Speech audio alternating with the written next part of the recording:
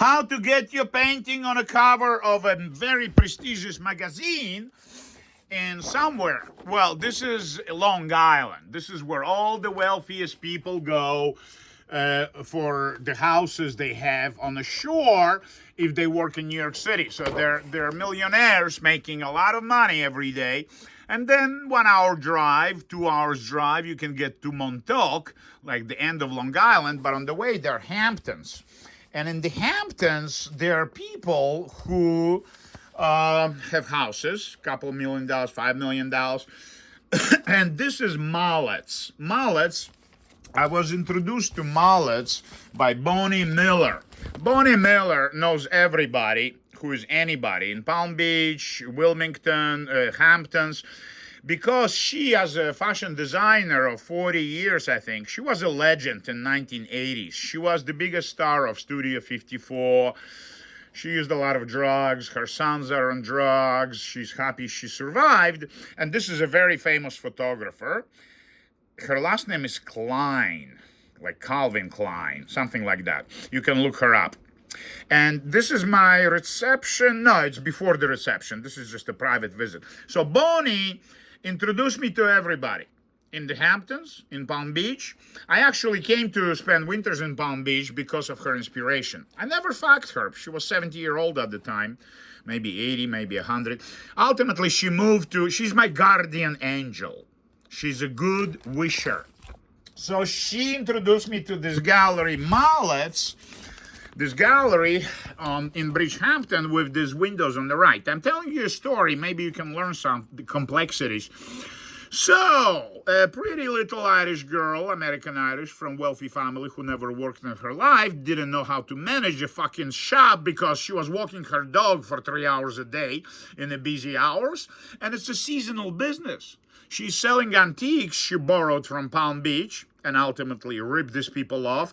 And she's also selling polo equipment because she plays polo. Her name was Kathleen Robinson. And I started fucking her, and I started spending long weeks, but not weekends, in her house. Because on the weekends, she, Kathleen, was renting this house to some girlfriends, wealthy bitches. And my friends stayed one night, these two lawyers, Douglas and his friend, the criminal attorney. Douglas is copyright attorney in New York City, my personal. I have many copyright attorneys, but I also take advantage of volunteer attorneys for the arts. So when you have a legal issue, such as gallery not paying you fucking $16,000, more, 16, it was Mary Boney. It was another story 2 years later. So, how to get on the cover. The story started like this. I met an interesting Russian lady, very beautiful, who was a fundraiser for some kind of theater. I don't remember. It was 1999, okay? I was drinking a lot.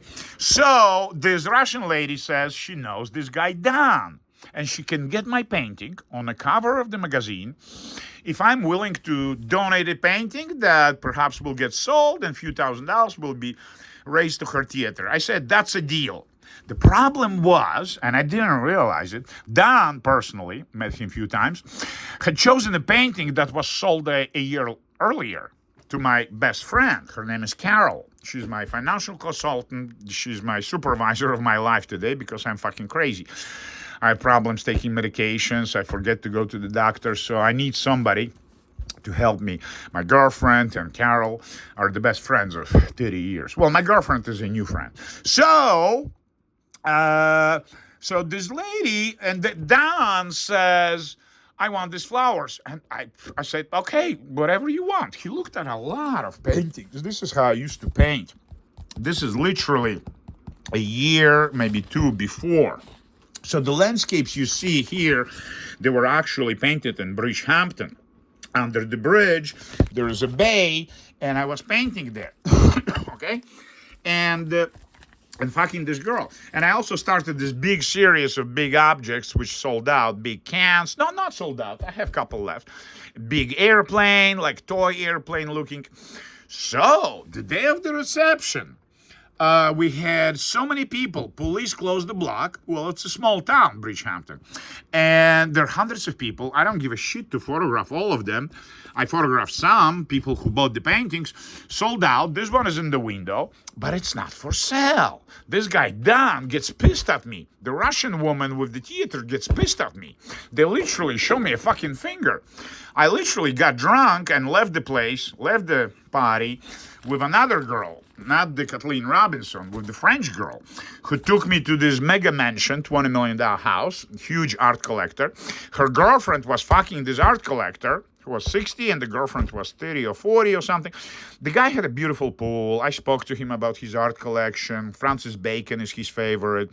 And he was thinking maybe to buy a landscape, $2,000-$3,000. But I got so drunk that night at the millionaire's place. The French girlfriend, her name was Aude, and she was a computer programmer, but also an artist. Good fuck. And I dive into this pool, and I almost drowned. And his son saved me. Very smart kid, marketing. And the next day, the French girl says, we have to leave. And but the French girlfriend of hers actually introduced me to very powerful, also artists, very powerful collectors who over time, before I got drunk, she introduced me, over time did purchase a lot of those paintings. Nevertheless, her girlfriend was a gold digger, like a real professional fucking gold digger. Very interesting. She pretended not to understand English because she believed she can get more attention. Perhaps she's right. And so this is the scandal of getting onto this. Circulation is 100,000 copies at the time in 1999, you understand? And they wrote an article, which is such a fuck up. They write all kinds of shit that I really didn't tell them. And here's a lesson to learn. Because I spoke to this woman, what's her name, Marion, many times about my life. And I have a bio, I have million bios. At the time, I had million bios, and she messed up. She gave false information. That's not what journalists should do. I think she was trying to create, how do you call it, more scandal about the artist, but she overdid it. She didn't do it properly. I understand. I don't care what they say about me as long as they get my name spelled right. And this is ancient Hollywood wisdom. Perhaps you should learn it. Any kind of comments people leave you, it's good because it creates traction on your page, on that post, and it's good. It's going to go viral if people say, fuck you, bitch, shit. And you have to reply to those comments, preferably nicely. Some comments you can report and some comments you block. Well, people smoke pot and then they come to my page and shit all over the place. I'm looking for intelligent comments. If you're on TikTok and you're 20 years old and you're stoned and you love my videos, do not tell garbage. I'm going to block you. Okay, I deliver information. If you are not happy with the way I deliver information, love you too, as they say in Russia.